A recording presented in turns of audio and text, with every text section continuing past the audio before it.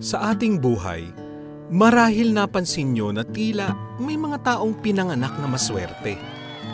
Parang lahat ng kanilang hinawakan ay lumago, napaganda, umasenso at umunlad. Ang iba naman, sobrang malas. Lugi na sa negosyo, wala pang pera. Natanggal na sa trabaho, nabangga pa ang kotse, nahulog at napilayan pa. Ang akala tuloy ng marami, meron talagang maswerte at may malas. Pero alam nyo ba na ang lahat ng tao ay maaaring maging maswerte?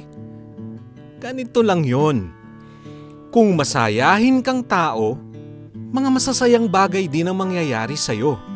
Kung palagi na lang nakakunot ang kilay mo, mga bagay na nakakakunot ng kilay ang sasalubong sa'yo.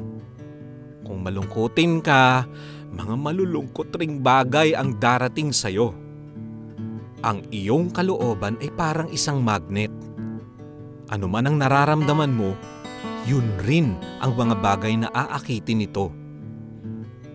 Kaya't isipin mo na lang kung ano ang magiging buhay mo kung ang mga bagay na nasa kalooban mo ay parating kagandahan, kasiyahan, kasaganahan.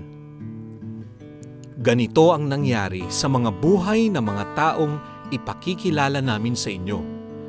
Pinili nilang tignan ang mayroon, hindi ang wala. Ang posible, hindi ang imposible. Ang solusyon, hindi ang problema. Sa mga kwento nila, naway makita ninyo na ang ating pananaw ang magdadala ng magandang kinabukasan sa atin. Pati na rin sa ating pamilya, sa ating barangay, sa ating bansa, at kahit sa buong mundo.